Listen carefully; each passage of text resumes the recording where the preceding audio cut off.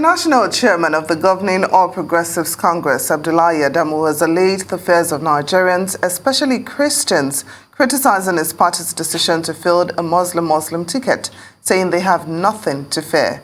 Senator Adamu, who describes the joint Muslim ticket as the work of God, spoke in Daura, Katsina State, when he led the party's National Working Committee on a visit to President Muhammadu Buhari. The former Nasarawa State Governor says the visit was to brief President Buhari on what transpired in Osun State on Tuesday during the APC governorship mega rally campaign. Meanwhile, Katsina State Governor Bello Masari says Shatima is qualified to be the next vice president of Nigeria, and all that matters is good leadership and not religion. Well, the fact of the matter is God doesn't do anything in vain. God must have reason for having two of us, or two major persuasions, religious persuasions, to be in this country. And each of these groups have got people who have reason to believe they have a stake also. We've had time when Christians led this country. We've had time when Muslims not in the country. We can't deny that fact. We can't have what we want at a point in time, all of us agreeing to one thing. The fact of the matter is, we appreciate that the Christians are interested in it, no doubt about it. But the fact of the matter is, we are as practical as we can in this situation, and we do hope that people will see reason. Nobody is wanting to promote Christianity or Muslim ticket necessarily, but we have to face the reality of our politics in the country. And that's what exactly we're doing. Shatima is another Nigerian like me and you. And yes, we don't all have to be Muslims or all have to be Christians. It is the will of God that this time around he's going to be the vice president of this great country if we win the election. And we do hope and pray, and we are working to win the election. He is very qualified, very qualified. So I'm pleased with his nomination. I think what is most important is good leadership. A just and fair leader, wherever he comes from. It's better to have a good Christian than a bad Muslim. Likewise, it's better to have a good Muslim than a bad Christian. The All Progressives Congress, APC, and former Vice Chancellor of Plateau State University, Professor DOKNAN SHENI, now joins us to discuss why Christian leaders in APC reject Muslim ticket and what will be their next step. Glad to have you join us on Newsday. Well, Professor SHENI, can you explain a bit more what APC Christian political leaders have against this Muslim ticket, considering the fact that you all are members of the same party? Thank you very much. The issue here is right in our constitution as APC. We promise not to discriminate. We promise to be fair and just. And now we have been running a system in this country where if one person is of one faith, then the second person is of another faith. Now and it has been an agreed way of doing things that we have come to accept. Suddenly, when our party leader, when he started his campaign, he met with certain persons from the north and promised them that he would do a Muslim ticket right from the beginning. So we try to interact through our colleagues, through our friends who are close to him, that if you do so, you will alienate an important section of the country. The faith is important. 2, if you do so, you bring religion to the forefront of politics. It has been under, but now if you insist on a Muslim ticket, religion now becomes part of the ballot. Religion now becomes in the ballot, and that is not healthy for our nation. But it appears he had made up his mind. Professor SHENI, yes, it's really deep feelings people are having about this all over the country. Now that the situation, now that he has made his decision, we know what it is. What steps or what will the Christians within the party do? What are the next steps? Well, there are many options. The first option, as you have noticed, nationwide, Rivers, Delta, the legal, and there are so many, they are leaving our party. Is that healthy for us in the party? We want our party to win and not people run away from the party. So we are now seeing that. The second option is if we are so aggrieved and they tell us, as when they took Shetima, that he was competent, then our point is, does it mean there's no northern Christian that is competent? And let me play with a name. Dogara has been a speaker of the National Assembly. He was number 3 person in line of succession. Do you mean that person, as a third person, is not competent to be number 2 in this country? That you leave him and pick others? So, if he has decided to make religion on the ballot, it becomes a problem for us.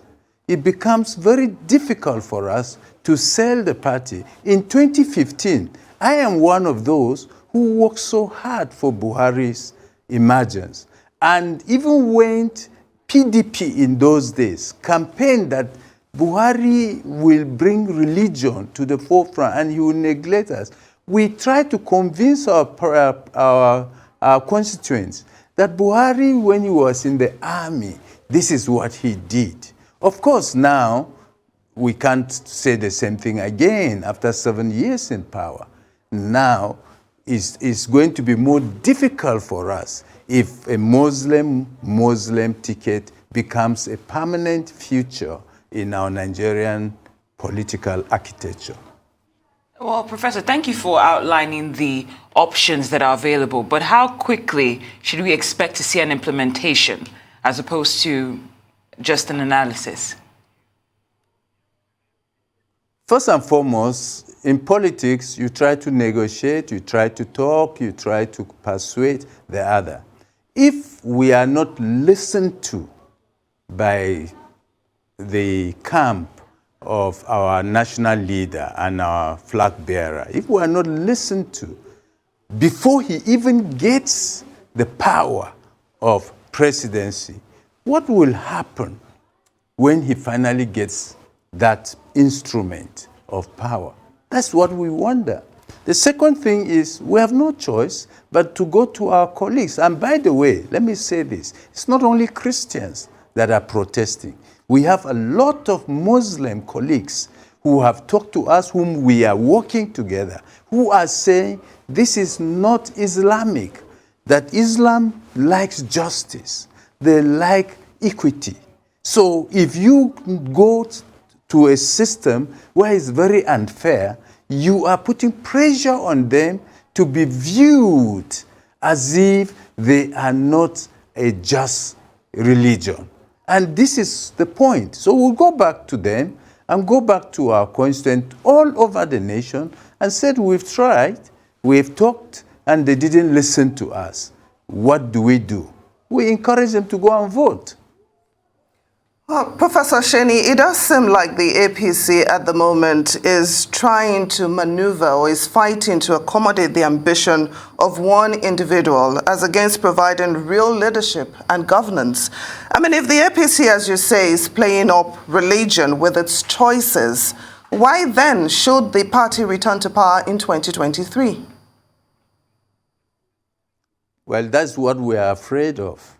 We want, like Obasanjo handed over to another PDP leader, we wish Buhari should hand over to an APC leader. This is why we're talking.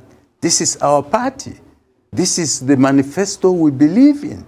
Now, if our flag bearer does not include us as Christians within his system, we can't stop the people moving out. It would be very unfortunate. That's not our wish, but we can't stop Professor, them. let me reframe the question.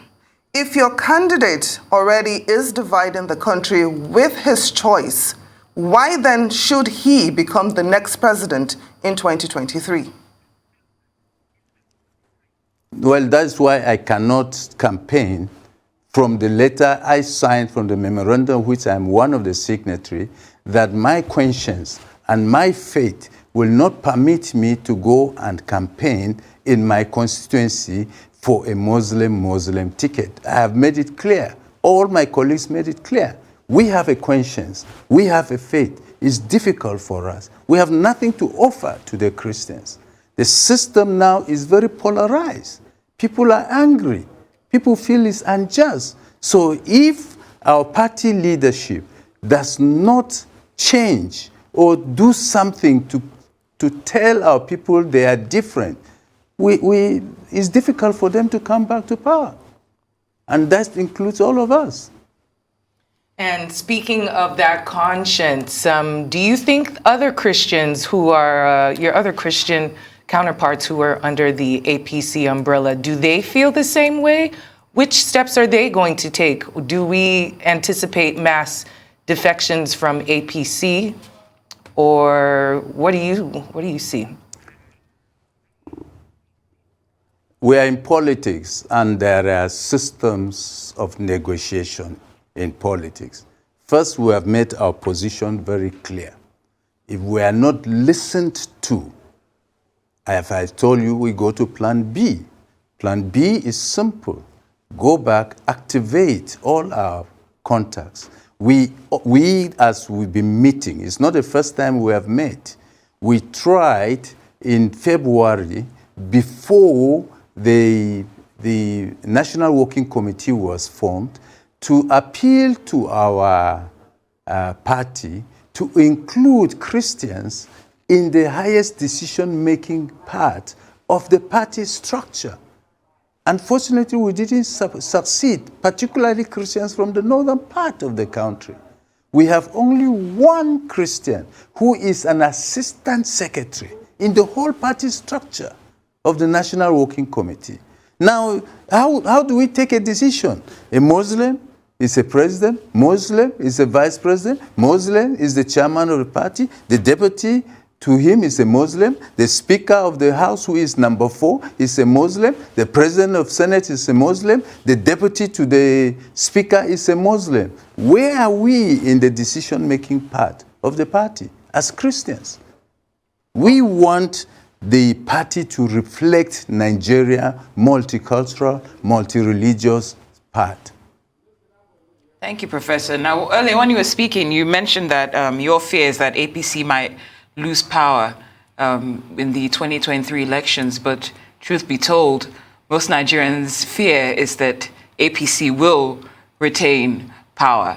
So I'd just like to ask you at this point, we've seen that the flag bearer, Tinubu, is quite divisive in his speeches, in his selection of, going for the Muslim ticket and whatnot. I'm just wondering how you think this will translate in the polls. Let's just start with Osun elections. Of course, he was very vocal in, being rather condescending about the other parties like the PDP and Labour Party. How do you think that his divisive nature will translate in the Osun elections? Okay, there are two factors. We are talking from us as Christians on principles and policies. We are not attacking the person of our party flag bearer. That's not what I'm here for. I respect him. I have seen his work in Lagos. One of the things that I personally like about him, he is a generation person. He mentors people for the next post, for the next generation. And we like that type of leadership. However, he has to be inclusive in his work. And this is what we are looking for. In Osun, we are yet to see the results, but our party should do well there. Our party should do well. We expect to win in Osun. So that is why he's been there personally. And we are very grateful to all the team of APC that went there. We pray that we win. If there are other factors that stop us winning in Osun, We should do something today and tomorrow. Thank you. Now, we saw a statement from Christians of northern extractions in the APC who say that they can no longer campaign, and of course you've reiterated the same here, that they can no longer campaign for the party's presidential candidate because of his choice of a running mate. Now, isn't this against your party's constitution? Won't that be termed anti-party activity? No, because by taking a Muslim ticket, if you see what we have written, it violates the very preamble, right from the preamble of our party, that we should not discriminate and should have justice. We feel that taking a Muslim ticket is unjust and it violates our party constitution. So we are trying to get those who violated to come back to our party structure. So we are not doing anti-party. We have freedom of choice. We have freedom of speech. And if our own freedom of religion is violated, we have the right to vote whom and so whoever we want. All right, Professor SHENI, as counterproductive as this seems, many people have alluded to the fact that this Muslim ticket has brought up a lot of discussions that have distracted us from the main issues and the manifestos and the plans that certain party candidates should be having if they're running for presidential, for the presidential ticket. They say it's a distraction, and I know you didn't want to get into the personal, but there is a lot of news coming out about the history and the work of both Bola Ahmed Tinubu and Shettima. Can you comment on that? Do you care to comment on the fact that there's a lot of discussions going on about everything from their antecedents to the work that they've done and et cetera. Should that come into play? Well, when you contest and you put yourself up for an elected post, anything from your grandparents' generation to you is up for grabs, is asked for public scrutiny. That happens not only in Nigeria, it happens in the US, it happens in any place. Even if you go to a bar and drink, like Boris Johnson during the COVID, it was on video. Anybody you meet, he traveled, he met somebody, and they traced the person he met to Putin. Now it's costing him his job. So Bola Tinubu and Kashim Shettima should be ready to be scrutinized by the general public. That is normal in politics. However, me as a party loyalist, it's not in my position to criticize their person. My job is to criticize policies or to try and change, if I could, policies and practices so that our party will win elections. Well, you mentioned, thank you for that. You also mentioned that your conscience does not allow you to, approve this choice for the Muslim ticket. And you mentioned some options that are on the table, plan A, plan B, probably plan C.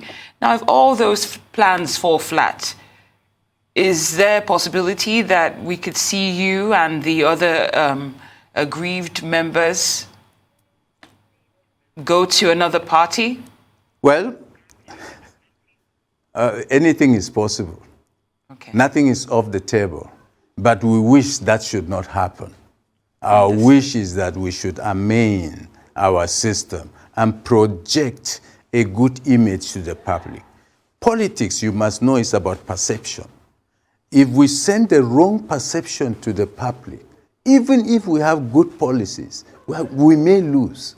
So we're trying to dampen the wrong perception. We don't want to be called an Islamic party.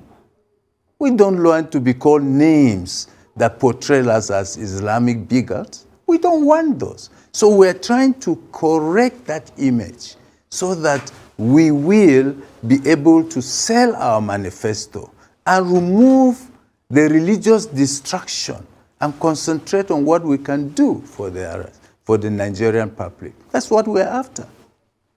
Now, there are some people within your party who believe that it is the media that is making a lot of noise about this Muslim ticket. And they also believe that some party loyalists like yourself should be downplaying this issue of a Muslim ticket by focusing on serious issues such as insecurity, inflation, and not religion. What would you say to those people? Well, if a Muslim running vice president had not been chosen and a Christian were, we would not be discussing this, because that has been the pattern with any or all the other parties except our party. We brought the destruction to ourselves, and now we cannot injure ourselves and then blame people for saying you have a wound. They are watching what we did to ourselves, and they are reporting it. It's not the media that has advertised it so much. We wrote as party members, and we tried to communicate even to the party structure. Please, when you are setting up the National Working Committee, remember the Christians in the North. Do this. We found that adjustment did not take place. Now, we are saying, please, don't give the party a wrong image. Don't give us a wrong image. And if we are insisting like that, let me put it this way. Supposing our party presidential candidate was a Christian, and the deputy or the vice was a Christian, the chairman of the party was a Christian, the speaker of the house was a Christian, the deputy speaker of the house was a Christian, the senate president was a speaker, all the security agencies, army, military, air force, navy, police, they are all Christians. Do you think the noise will not be more than what it is now? The noise would certainly be deafening, and we see that's the situation that we're in now, sir. You spoke about the image of the party and how the party pretty much has put themselves in this position now as a member of the party, and obviously someone who feels dearly about the party and has been working tirelessly over the years. What will it take to recreate the APC image in the minds of Nigerians who are very upset with the way things are panning out? There are three people who can change that. The president, the chairman of the party, and our flag bearer. If they sit down and look at it, they have at least one day to change that image and talk to the Nigerians, and we will work together for the success. But as of now, we are excluded in the decision-making body of the party because of our faith. So it's so difficult for us to go with our conscience and say, campaign to our constituency that this one is not what they had perceived before, which we discouraged them, that we are leaning towards Islamization. We've been trying to persuade them that that is not our policy. But how can I do that now? With all honesty, how can I do it? Well, Professor DOKNAN SHENI, thank you so much for joining us on Newsday. We do appreciate your contribution and giving us your perspective on the issue of this Muslim ticket. Thank you so much for joining us.